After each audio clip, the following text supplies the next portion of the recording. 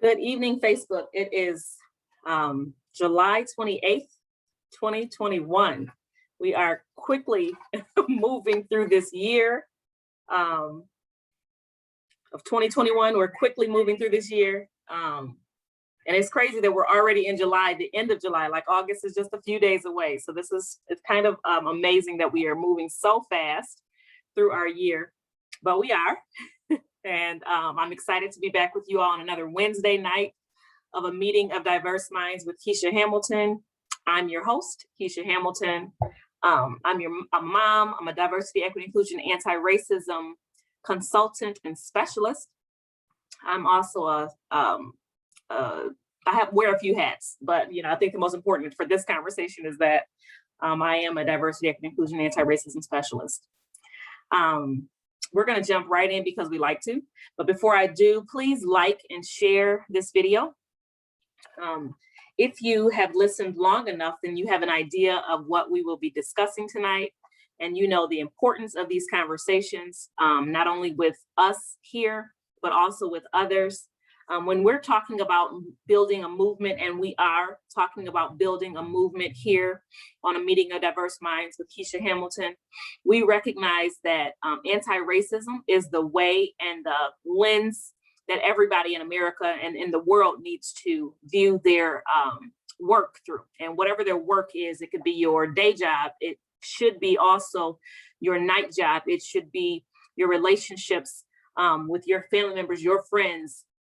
Because what is apparent and what's clear is that change is here, change is happening, whether we like it or not. Change is going to happen, whether we want it to happen or not. So many groups that have been excluded and oppressed for centuries are really just in a space of saying no more, and so recognizing that we are in that space and that getting on board is the route that you should take is part of this conversation, is part of building that movement, is part of realizing and actualizing real change. So share the video, like the video, invite others to join the video. You can watch live, you can watch, the recorded version of it. I'm in a few different places, not only on Facebook, but now I'm on YouTube. I even share on LinkedIn. At times I usually share on LinkedIn. And I'm also on Instagram. So share these things, different people like different social platforms. They like to use them. And so because of that reason, I share on all these different platforms. But share these videos and invite your friends and family members, because again, we're building a movement, and we want others to join, because whether they get this information now or not, they're going to eventually have to conform to it. And it's better and easier to conform to something that you have bought into and that you believe in, because you've got the information and the knowledge to understand what it is and why it impacts you, how it impacts you, and how it makes you a better person. So share away, okay? And then of course, let other individuals know. I'm excited. I'll be making an announcement in about, I think next week. I think I'll be ready next week to make another announcement to you all on how we're developing a meeting of diverse minds further. But for now, let's get right into this week's topic and conversation. I'm excited to talk about it, so I'm gonna hurry up with my definitions because I need to get to the other part soon. Okay, so what is diversity, equity, inclusion, and anti-racism? Because those are the three things that we talk about. The four things. My math is a little bad on that one. I talk about anti-racism, diversity, equity, inclusion.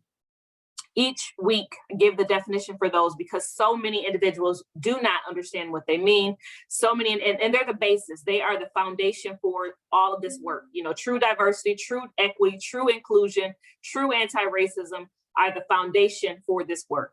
Without having a working understanding of what those definitions are, then everything else that we talk about, white fragility, white supremacy, history, all the experiences and the events in history that have led us to this moment really don't make any sense to a person. So that's why I define anti-racism, diversity, equity, inclusion every week, because I realize that, having that foundation of shared information, shared knowledge helps us as we build towards,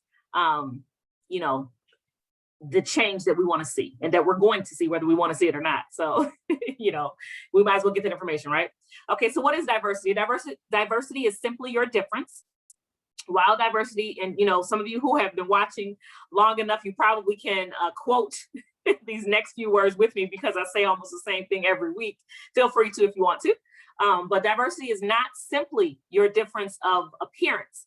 So the first diversity that a person is going to see upon looking at you, and sometimes even hearing you sometimes, will be your accent, your tone and your voice, the depth or the level that you may speak at, the color of your skin, the texture of your hair, the shape of your body, and your sex, that you appear as anyways, you know what I mean? Those are the first pieces of diversity that a person will see. What actually and those are diverse, those are true diversity, because if you're different, however that looks. But what we are more concerned about on a meeting of diverse minds with Keisha Hamilton is the diversity of thought that we must have. You can have two people who look extremely different from each other and yet, think exactly the same, which is going to be really important to our conversation later. We've talked about this before, but we're going to go into a little more detail of that later with the conversation on tonight on the necessity of having lived experiences leading and guiding your work. So again, diversity of thought is more important than anything, because that's how we effectuate or actuate change. That's how change happens, is diversity of thought. If someone's somewhere not thinking differently than you, then, say myself, I like to bake cookies, you know what I mean? I like to bake in general, I do. But if someone who didn't understand mechanics or wasn't interested in an oven, and how to make it more efficient and more effective in the way it operates, if someone wasn't asking more questions about how can we do this better, then my baking experiences won't go well, right?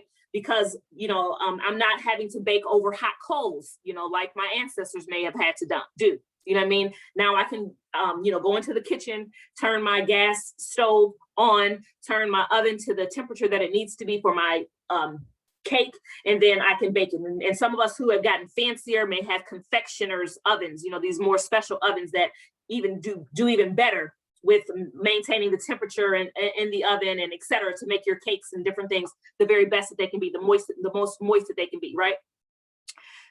If we only had everybody in the world who were just bakers, just wanted to bake, and nobody who had a diverse mindset, a diverse interest in mechanics, then we would not be baking really good cakes. Okay. And that's true for like everything. You know what I mean? We could just think about just the way that we as individuals, show up in the world. We need haircuts. We need somebody who is interested in haircuts in order to give us the best haircut that we can have, right? So diversity is not just your physical, but it's also related to how you think, okay? It's related to your ability to recognize that someone over there is thinking differently than you, that, is able to kind of develop your thoughts, right? So diversity, again, it's simply difference. But on a meeting of diverse minds with Keisha Hamilton, we focus on what's in your mind, how in here, what in here has impacted how you view life through. You know what I mean? Even the idea of someone saying, there is a way that I can make this better. There are hundreds of thousands of people in America today alone. There are hundreds of people just in Jackson, Michigan, where I'm located, alone, who believe that it's working just fine now. We have no reason to think of how to make it better. Okay. There are hundreds of thousands of people. Okay. In Jackson, there are not hundreds of thousands. Actually, there probably are hundreds of thousands. Nope, there might be a couple thousand or more. Well, there's definitely more than a couple thousand in Jackson who believe that there's no reason to rock the boat. There's no reason to try to better anything, because in their opinion, in their mind, it's all working just fine.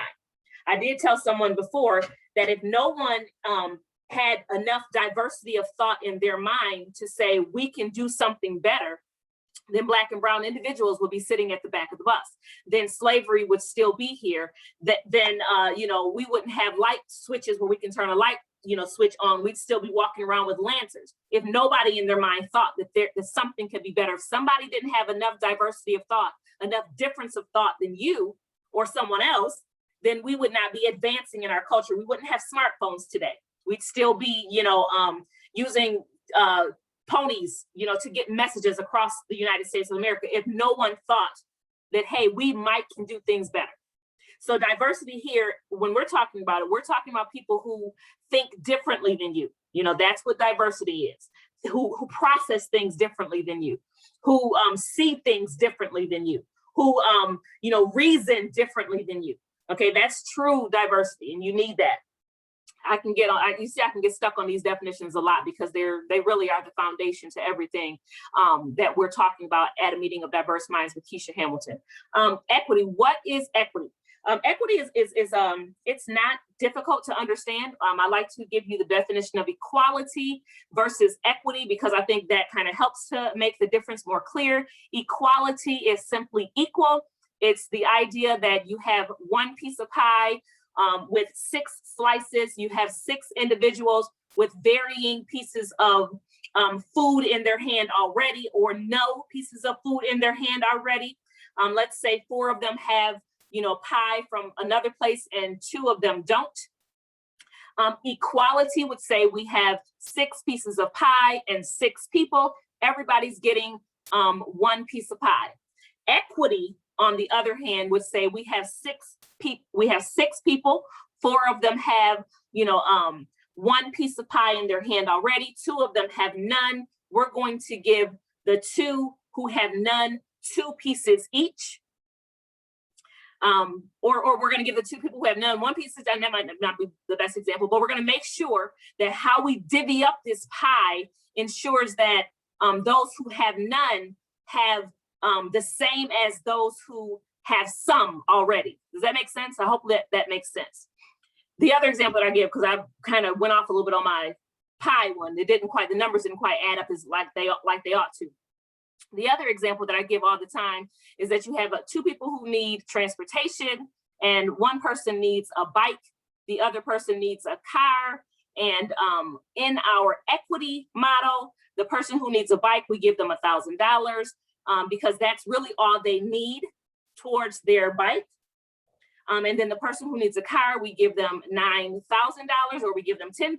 Let's say we give them $10,000 towards their car because that's actually what they need in order to get a decent car, especially if you're living in Michigan with rust and, you know, winter and all that kind of stuff, these roads, right? So we give that person $10,000.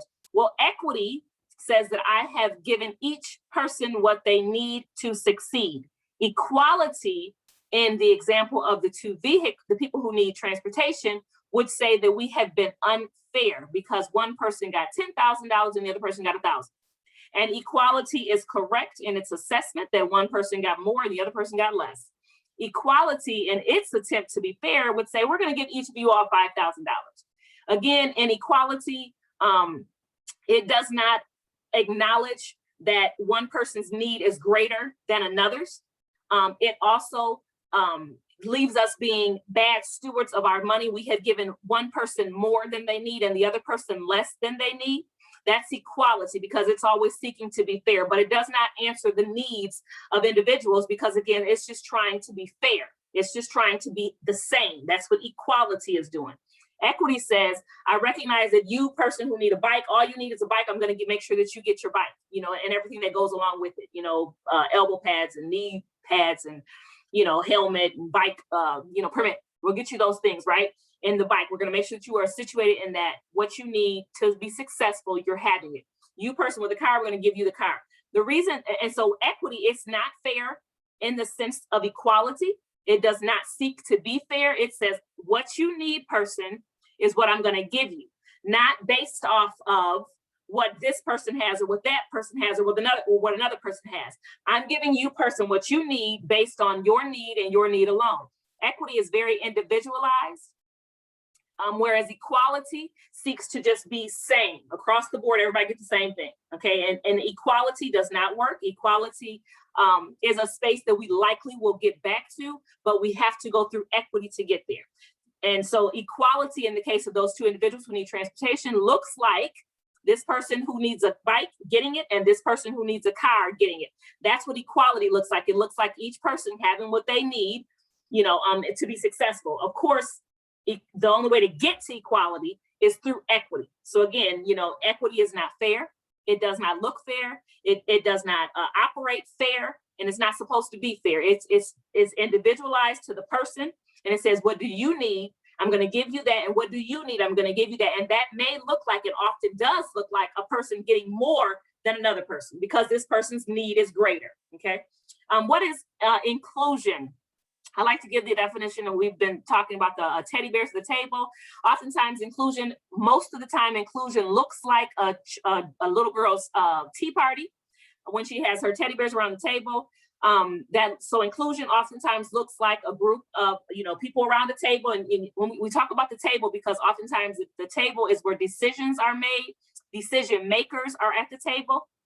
And this can be decision makers for whatever. It could be parents around their dinner table making decisions. It can be, CEOs and their VP suite around the table making decisions. It can be boardrooms, sitting around a table making decisions. You'll often see that table model of people sitting around a table, these decision makers making decisions for people who are generally not at the table, or who are at the table, but whose voices are so small or non-existent that they're not included in the conversation.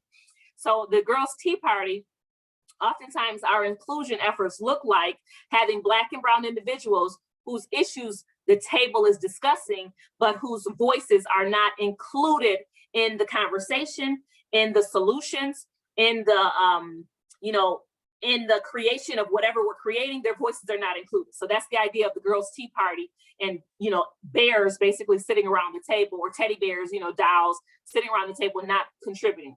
Inclusion, what true inclusion looks like, is not only having enough voices at the table that reflect communities who have been historically excluded, but ensuring that those voices are loud, ensuring that those voices are the actual decision makers, the final decision makers, and ensuring that those voices are guiding and leading on issues that impact their communities.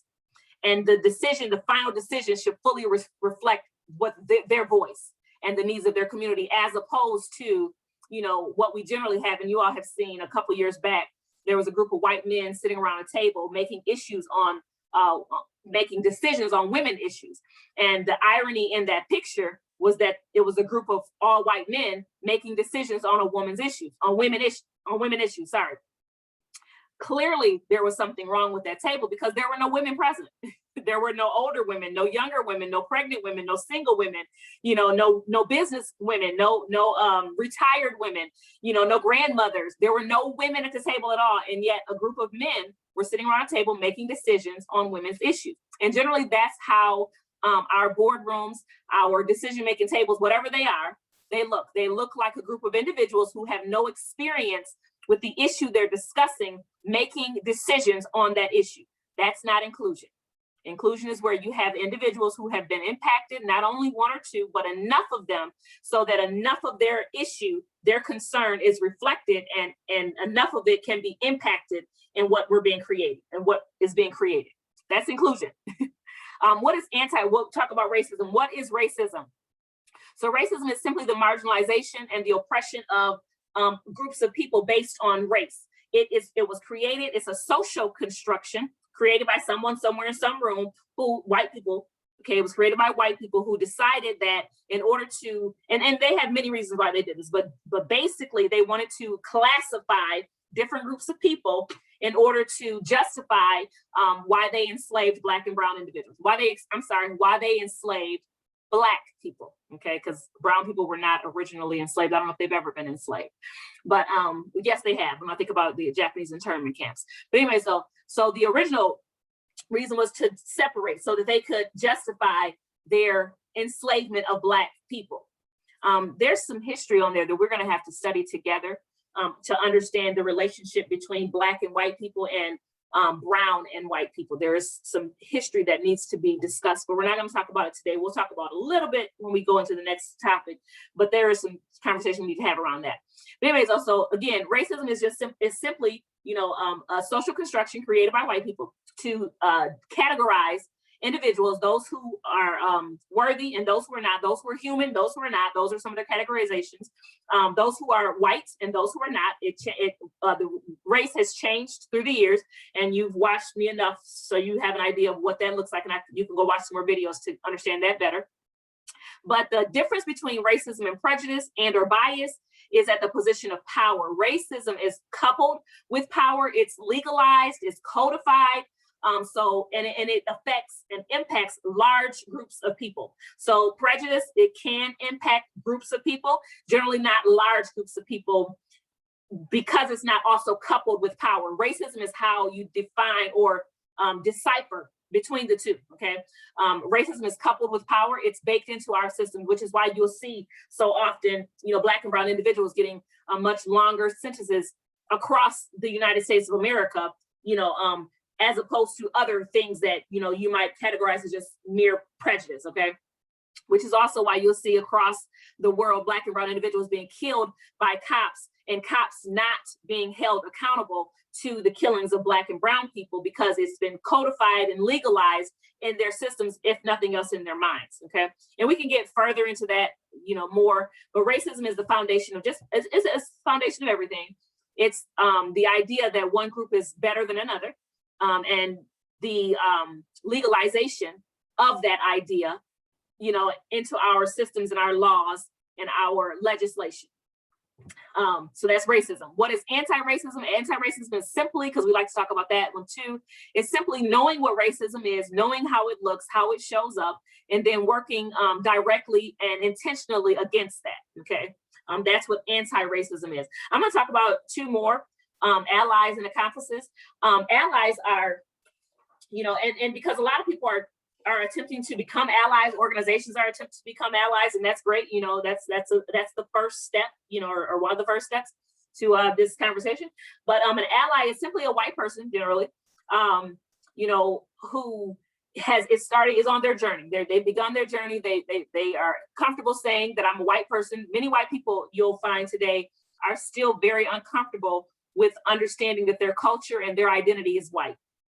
They, because they've never, ever, ever had to grapple with that idea. They've never had to acknowledge or even think about the fact that I'm white. That because white has always been the standard, has always been thought of, because that's what they created, the standard to be, the normal, white is the norm. They've never had to think the fact that they are a racial group, okay? So an ally is someone who's acknowledged that, wow, I'm a white person, and that means something, There's a culture around white, and that means something. And so they're doing the work on that. They're studying, they're reading books.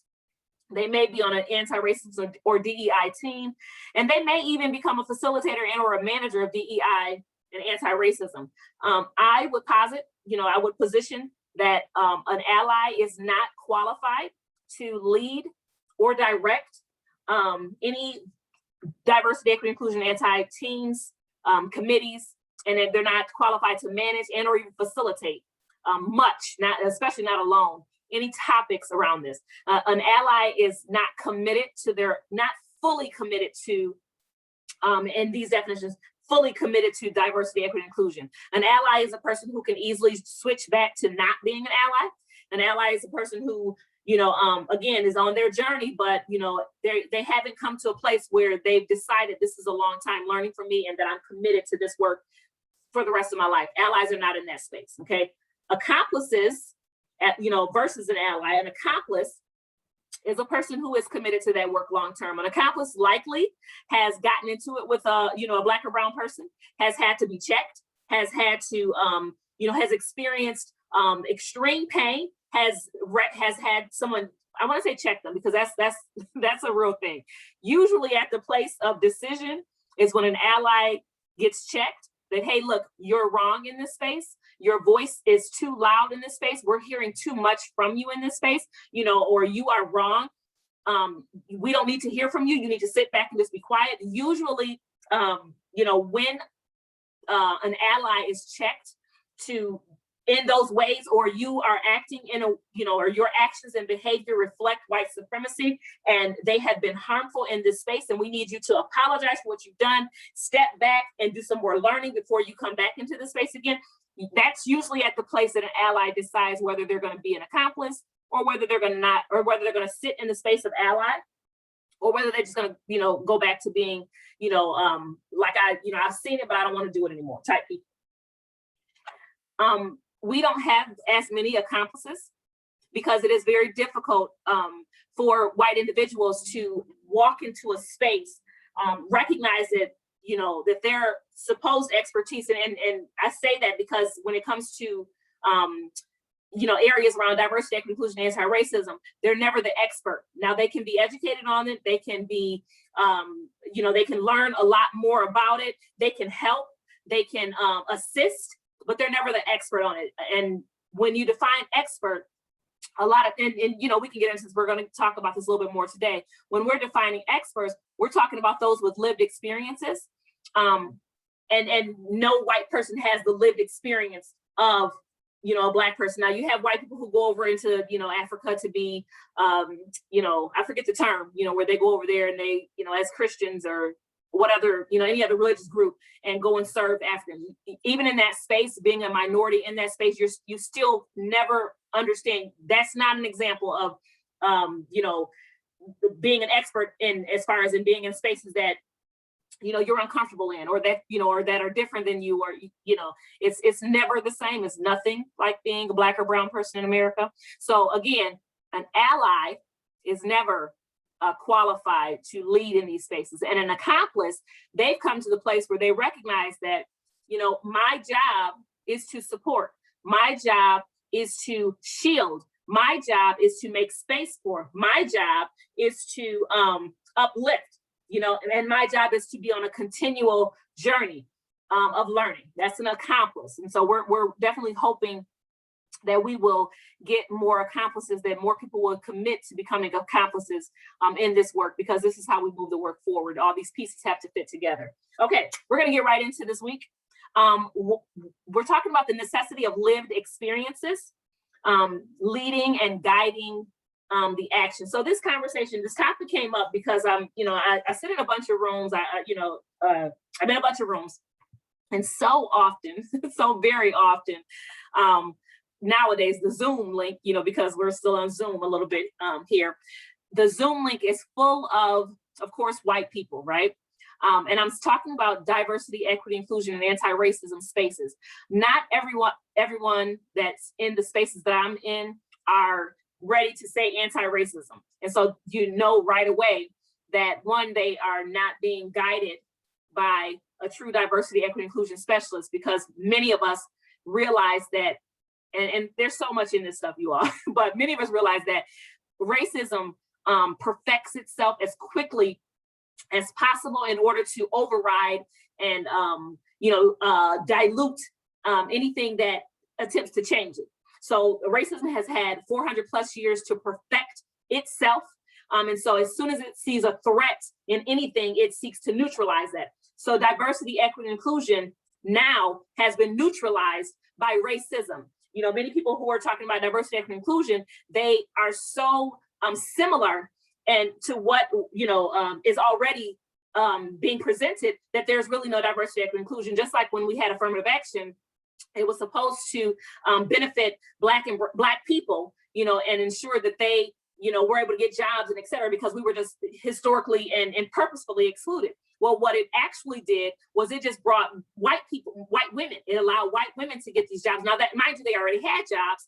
You know, they had less jobs than white men, but those who had less jobs than anybody were Black people. And so the affirmative action was supposed to assist them, Black people, and so that they can get jobs. Well, what it actually did was, because again, racism dilutes and attacks anything that seeks to fix it and address it and change it and destroy it.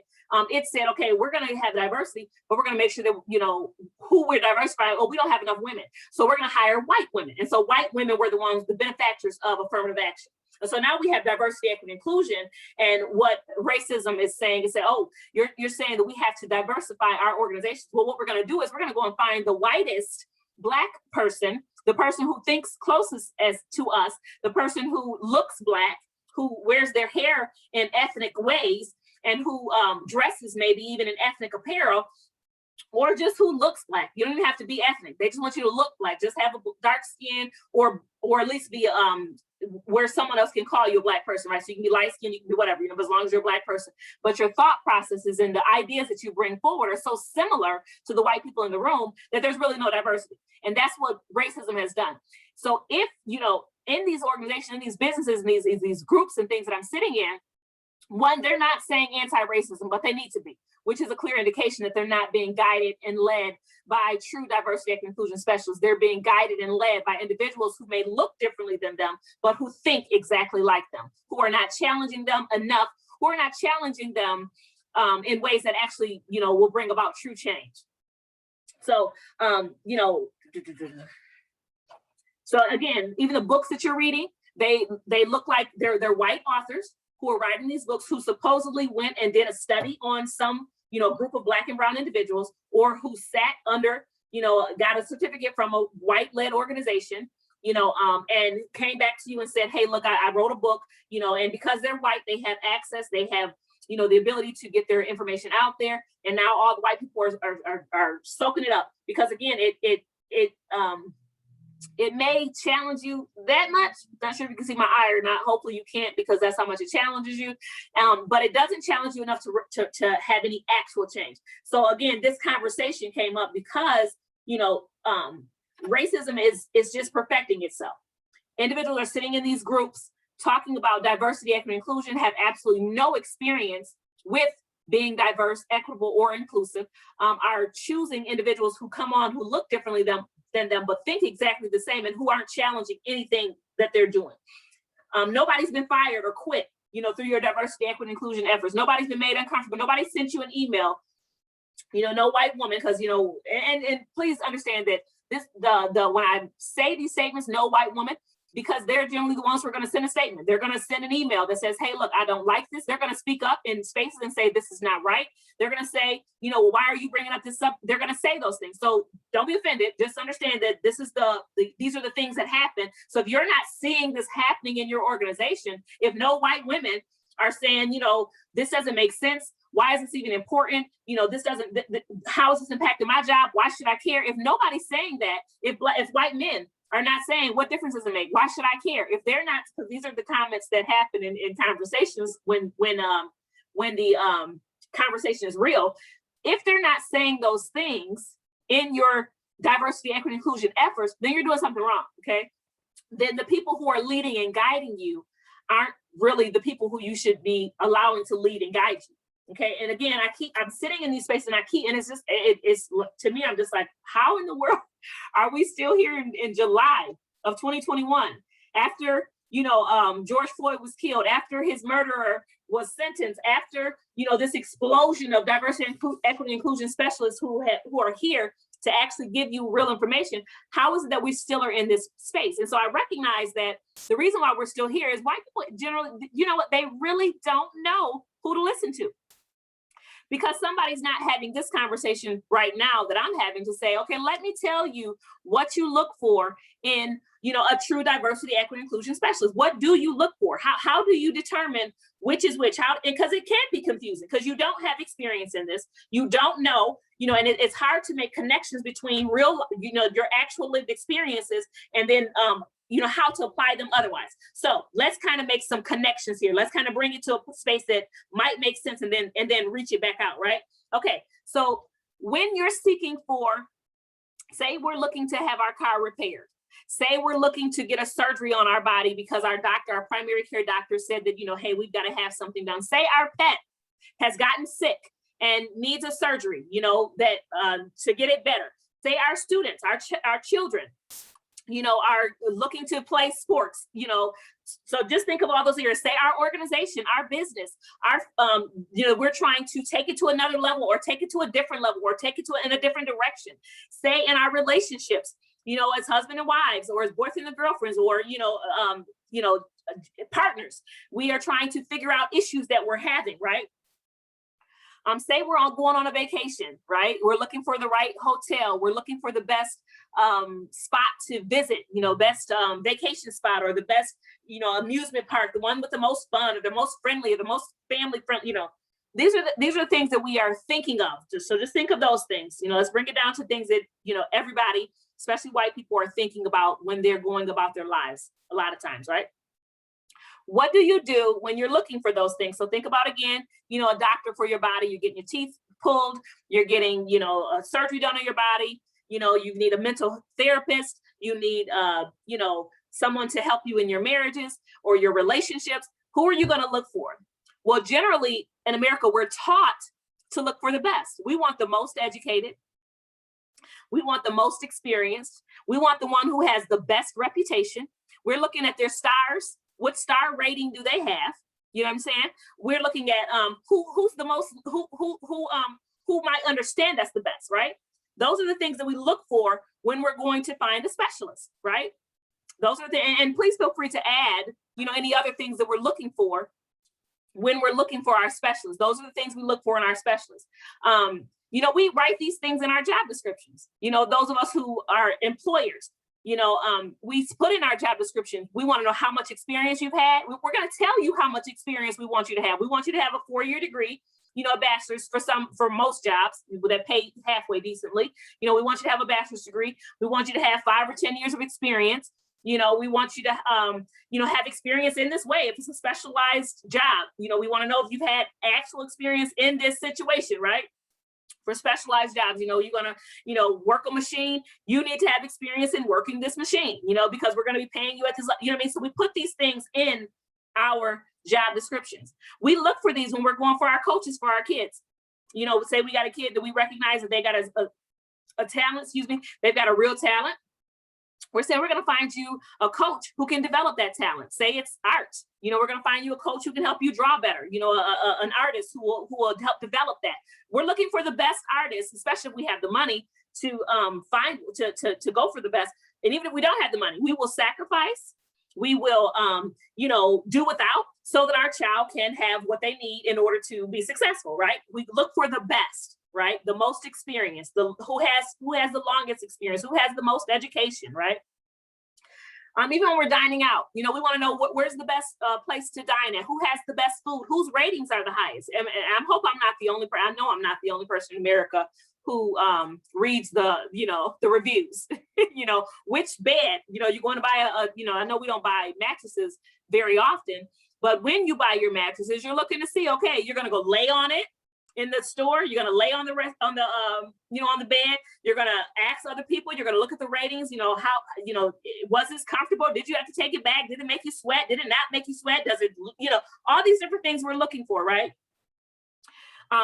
We recognize that the impact of choosing badly can be very detrimental to our health, to our education, to our children, to our existence. It can be very bad for us. It can be the impact of that could be something that we might not recover from, or that we might really suffer badly from, more than necessary because we didn't do our work of, doing our research to find the very best. We recognize that if we bring someone into our organization who doesn't have the experience that we think that they should have, or that we, insist on having, if we choose someone otherwise, at least in today's, and what's been generally thought of, because we know that, a lot of this stuff is not so good. But anyway, so in former years, we recognize if we bring someone who doesn't fit these descriptions, then they could really mess a lot of things up. We get somebody on our computer system who doesn't really know ITs, they could lock the whole system up, and now we're spending hundreds of thousands of dollars to get it unlocked. There are so many detriments that can occur when we don't choose experts. And so that is why we as Americans do our research. That's why we choose who we choose. That's why we, stipulate what we want to stipulate. That's why we look around. Some of us do WebEd. The way it's either WebEx or WebEd, where we go online and say, I got some symptoms that are, that I'm feeling, what might it be? We don't depend on that to guide us. We go to an expert. We ask our family members and friends, have you ever dealt with this? And who did you go to? I did a surgery. Who did you go to? Did you have any problems? You know what I'm saying? We do all this research in our efforts to secure the very best of the best, right? That's exactly the type of research that we should do when it comes to anti-racism and diversity, equity, inclusion experts who are leading and guiding us. Okay, because again, we're talking about, who's at your table, and who's giving you information, who's guiding, who's guiding your action, who's leading you, and the necessity of ensuring that the right person is leading and guiding your action. This conversation, again, we don't want more of what we had, okay? Like I said, racism has a way of perfecting itself at anything that it sees as a threat. So it sees anti-racism and diversity, equity, inclusion efforts as a threat. Okay, which is why you hear all these talking heads about critical race theory, who have decided what critical race theory is outside of talking to those who created it, determined that it's the boogeyman and that we need to destroy it before it even studies it. That's just a tactic of white folks, of whiteness. I'm gonna say that, okay? That's just a tactic of whiteness. It sees of racism. It sees what it considers a threat, and then just without talking to the experts, despite the fact that we seek experts in everything else, but when it comes to racism, whiteness does not seek out experts because, again, it sees it as a threat and it seeks to just eliminate it. Okay. So again, while we recognize and we have a blueprint for choosing the best of the best, for some reason, we don't do that in diversity, equity, inclusion, anti-racism. So now that we've talked about how we do things, generally speaking, how do we apply that to diversity, equity, inclusion, anti-racism specialists when we're talking about, understanding relationships? Now, this is not only for businesses and organizations and churches and, big groups of people. You, individual white person who are trying to understand your relationship with a Black or a brown person, you, individual white person who are on these jobs and want to see true diversity, equity, inclusion in your organizations, you need this information too. Because you could be that accomplice in your organizations who is saying to your, employer, hey, look, this book over here is probably a better book for us to read as opposed to this book written by this white person. This diversity, equity, inclusion, anti-racism consultant or an expert is probably a better person to choose than this other one who sounds real similar to us. Or I'm not being challenged in anything that we're talking about in these conversations, so I'm not sure that this is the best person for us to use. So you, individual white person, you too, need these conversations so that you can be holding accountable your organizations, yourself, your family members, your friends, in this, a quest and in this effort and in this change that's coming and that's here. You know what I mean? So while we can read books and all these different things to help us, if we're not choosing correctly, then we're not, none of us just sit back and read a book or go on, like I said, WebEd and decide that, okay, this experience is what, this recommendation on here is all I need. We all go to experts. We all go to those who are experienced. So relating that to the diversity, equity, inclusion, anti-racism specialist, how do you relate those things to that specialist? First and foremost, you are looking for individuals who don't look like you and who don't think like you. Okay, that goes back to our diversity piece, right? When you're seeking the most experience, you're seeking those who have the most experience with being in, who are considered diverse, who are considered, who have been in spaces that are inequitable, who have been in spaces that have been excluded. Those who are closest to the problem, I have that's my my thing, that those who are closest to the problem are closest to the solution, but furthest from the resources and power. I need some water, so I'm getting some water. We understand that those who are closest, the experience that we're talking about are those who are closest to the issue, okay? So like we talked about before, the table of white men making decisions on women's issues, they're wholly disqualified to do that, primarily and only because they're not women. People who are not Black or brown, so white people generally have not sat in spaces where they're diverse, where they're the diverse person in the group, generally. So they have no true history or experience with understanding what that looks like, what that means, and how that feels, and how to fix that. They have no idea. They generally don't sit in spaces and have never fully explored the inequities that exist. Because even, and I'm not going to talk about that right now because I can get onto a whole nother thing. While they've not sat, in spaces of inequity, they don't fully understand what that feels like, what that looks like, and how to fix it. They've not had the history, the centuries of years of thinking and imagining and creating, the change that's needed in order for true equity to occur because they haven't sat in places of inequity. Excuse me. There is, now, and I think this is universal, okay? If you have a problem, you know, I think this is universal. Some of us is universal for when you have a problem, so I guess it's not universal, but when you have a centuries-old problem, right? The one thing that you do a lot of is fixing that problem in your mind. And the reason why you do a lot of fixing that problem in your mind is because you're not close to the resources in order to fix it. I told somebody today, what Black and brown individuals are never short of are ideas on how to fix the issues that plague our community. We're never short on that. We're only short on access to the authority to make the change and the money and resources to create that change. That's it. You can't choose a person who's never sat in a lack of diversity, a lack of equity, a lack of inclusion, and doesn't understand racism as the person to lead that conversation. You also can't choose a person who looks like they should know what those things are, but whose voices look and sound and solutions who sound just like yours or very similar to yours. That person can't guide you because, again, change does not look like you. Change does not look like your ideas. Change does not look like a tweak on your ideas. Change looks like change, real change. So when we're talking about, you know, how do we figure out the best person, the best resources, the best place to get information so that we can actualize true change, it's in doing the same exact type of research that we do when our dog is sick, you know, considering which vet we're going to take him to.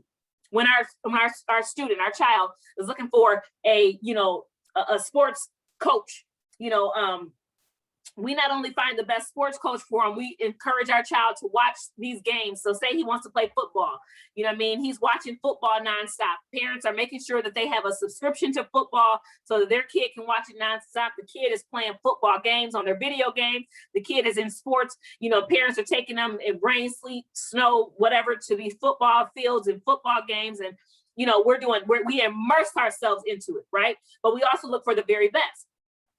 Same thing when it comes to diversity, equity, inclusion specialists. You're looking for someone who's closest to the problem. And that doesn't necessarily just reflect their skin, okay? They have to not only be close to those problems, because let me be clear, Black and brown individuals, and more specifically, okay, Black people, okay? You're gonna find that the people historically who have been on the front lines of these issues have always been Black.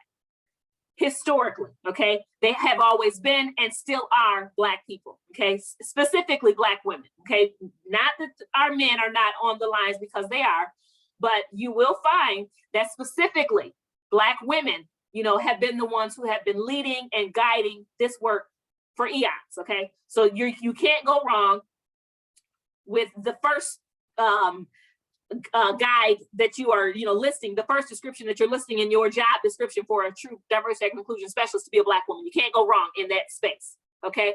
The next thing that you're looking for someone, so again, her skin tone is Black, you know, she Black as in just, you know, her ethnicity is Black. She doesn't have to be dark skinned. Of course, you know, if you chose someone, you know, who's darker, it doesn't matter, you know what I mean?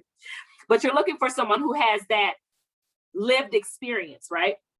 Not only should they be Black, they should, and by being Black, they're going to automatically be closer to this problem. But just because a Black person appears Black doesn't mean they're close to the problem, doesn't mean they are immersed in the problem.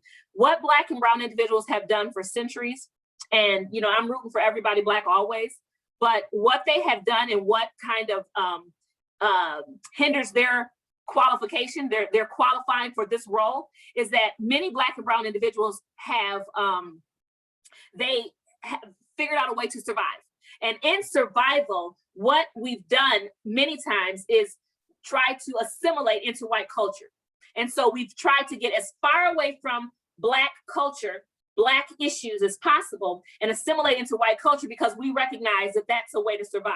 Okay, so no no shots against those individuals, except to say that they're not the people you need to be looking to for diversity, equity, inclusion, anti-racism. Some people who are like that, some of you all may know of a Candace Owens, and I say her name because she is, she's a person she's a famous person, okay? She's famous for supporting white people and white issues and whiteness, okay? But she's a Black woman, okay?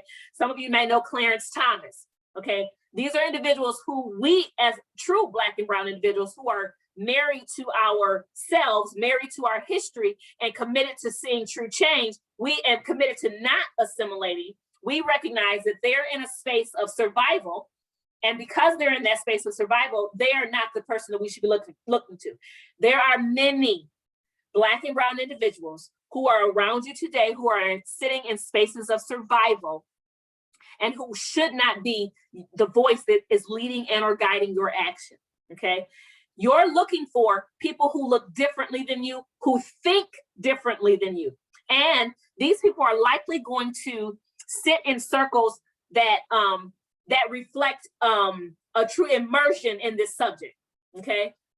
And that should make sense to you when you consider the type of people that, like, you don't go to your uncle's nephew who's 16 to get your teeth pulled, right? You're gonna go to a doctor who sits on these dentist boards, who might have some certificates because they've done some unusual surgery, pulling people's teeth out or open heart surgery. You're going to people who are in that space, who've gotten a continuous experience, who's gotten continuous education on that. Those are the type of, so Black people who have divorced themselves from being truly Black and who have assimilated, they're not getting continuous education. Black and brown people who have not divorced themselves, we're constantly in literally, like, all day, every day, we are in a space of getting continuous education on being Black and living in a white world that does not accept us. We recognize when we're on the phone with these individuals who don't want to serve us, you understand? As opposed to a person who has assimilated and just says, well, no, let me change so that she can better serve me.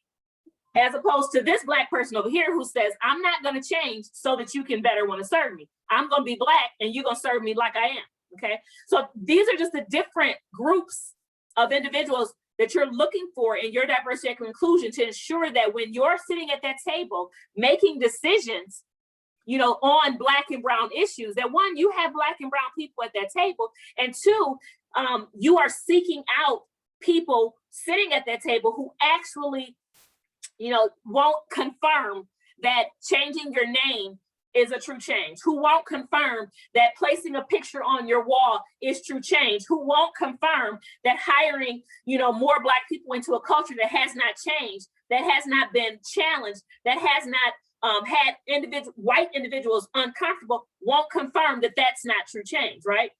You need people who are going to say to you, Black and brown people, specifically Black women especially, and I know I'm a Black woman, so you're probably like, she just said no, do your history. And you're going to find that Black women have been and are at the forefront of this issue and always have been. Now, do we have our Malcolm X's and our Martin Luther King? 100%. Were they the face of a lot of these things, and do they deserve the honor and respect that they get? 100%. Find out who was behind them. Not only that, continue to look around and you will see that there's always been Black women at the forefront of this issue. So yes, I'm a Black woman. Yes, I happen to be at the forefront of this issue, but I exist in a historical context of just women like myself who said, no, and that's wrong, and we're gonna get it fixed. We just have that kind of sauce. We just do. we exist in those spaces. We are married to our history, and we are married to seeing true change in that history. And so we don't play games. We don't confirm things that we know won't work. You know what I mean? So that's why you want to ensure that you're just using, that you are seeking out Black and brown individuals. Not only so are you looking at these people, so, we also, in our quest, so now I'm going back to just us in general as people, how are we looking for our experts? We go and find books about authors who know what they're talking about, who have had some experiences. So we read the jacket labels, they tell us all the ways that they've had experience on this or all the research that they've done on this. You know what I mean? Sometimes we just, read a book, but when you're looking for your books, you need to make sure that this book that you're reading from, that this author is not going to be a person like a Candace Owens who's going to just, pacify you, who's going to just challenge you just enough that you feel like you've done something. You want to be constantly challenged. You want to be so challenged that sometimes you got to put the book down. Sometimes you got to turn the show off. Sometimes you got to say, I can't meet with Keisha this week. So that, because I gotta build myself back up enough to come back into these spaces. That's how challenged you want to be. You understand? And the reason for that is because now you know that somebody's actually, that you're being challenged to change, okay? Because most of us are not being challenged to change. So yes, how are you ensuring, and I think I had a question here, I'm coming back to that, Pat, I'm coming back to that question. So it does make sense. I do want to acknowledge that again, that it does make sense that white people oftentimes are in a place where they're just like, how do I choose? Everybody's saying DEI and anti-racism.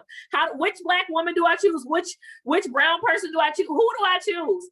Look for, again, the person who is married to their culture, married to their experiences, because anybody who's closest to the problem are, like I said, all we do for a living is think of solutions and ways to fix this stuff, as opposed to the Black person who has divorced themselves. If you see any Black person who white people are comfortable with, white people who are not seeking for true change. Now, true change is not a change in your structure, your physical structure. It's not a change in, it's not a white person taking you into the space where all their Black employees are at, and all Black employees, when you come into that space, are smiling and working, very happily, because you're there, because they warned them that they're on their way. Make sure you're ready to receive our guests. It's not the white person who's being informed by a Black person, and them being comfortable with believing that because these people are smiling, then therefore they're okay. Okay, you don't want that Black person guiding you, because again, that Black person is confirming these ideas of what matters, that white people and whiteness has generally said are the solutions, and that have generally said that these are the earmarks of what works. Our building is beautiful.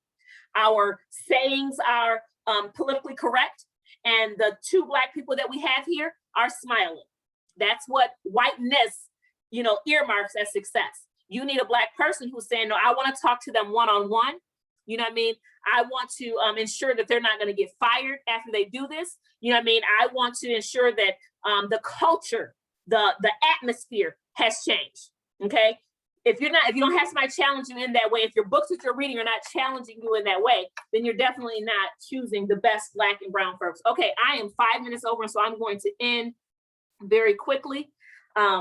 I appreciate you all for joining me on tonight. Let me go and find this question, because I told you I would answer it. What resources can you recommend to a white person that would educate about CTR from your perspective? So the first thing that I would do, Pat Timmons, I would Google CRT. And so I'm gonna tell you, her name is, I cannot believe I just lost Kimberly Crenshaw, okay? Kimberly Crenshaw, she is the creator, one of the creators of critical race theory. It has been around for more than 20 plus, I think about 30 or 40 years, critical race theory has been around. Today, it's in the news because racism, again, is feeling threatened. And Pat, I know that you're just asking the question, so these parts of the conversation are just directed to all of us. But racism is feeling threatened, and because racism is feeling threatened, it's seeking out everything that could be a threat. One of those conversations that Black and brown individuals are having are on the historical nature of race. And critical race theory says we should be viewing education, viewing our laws, viewing those our structures, our legislative structures and other things through this critical lens of race. So that's what, and so because we're talking about that, how we view these things, how our laws and legislation and thought process and policies and procedures, how those things are impacting us on race, white people somewhere when found that critical race theory was one of those things and said, let's jump on this right away because it answers this issue that they're focused on, and let's tear it down. Okay, it just does that. But yes, I would definitely, Kimberly Crenshaw, she again is one of the original authors of critical race theory. She's all in the news because a lot of people have been going to her, you know, a lot of individuals who recognize that going to the person who created it is probably the best person to talk to find out what is it, what's it for, you know what I mean? Is it the boogeyman or is it not? But again, that just leads back to, you know, who's at your table, you know, who, and the necessity of having lived experiences leading and guiding your work, the necessity of being very picky and choosy about who you support, who you read from, who you listen to, in order to direct your steps and direct your, you know, your support of and your education on diversity, equity, inclusion, and anti-racism. I appreciate you all for joining me for another meeting of Diverse Minds with Keisha Hamilton. I am your host, Keisha Hamilton. I appreciate you all, again, like I said, for joining me. Last week, I had some issues with my sink. It is fixed now, yay. You know, it just so happens that life keeps happening, you know, despite other things occurring, right? You know, but anyways, so it's fixed. So I did miss you last week. Next week, I'm hoping to unveil some exciting news for you all. I think I should be ready by then. But again, thank you for joining me, and I will see you next week for another meeting of Diverse Minds with Keisha Hamilton. Make sure you're clicking that bell so that you will get notification when I come on. And remember to like and share this video. All right, bye-bye, people.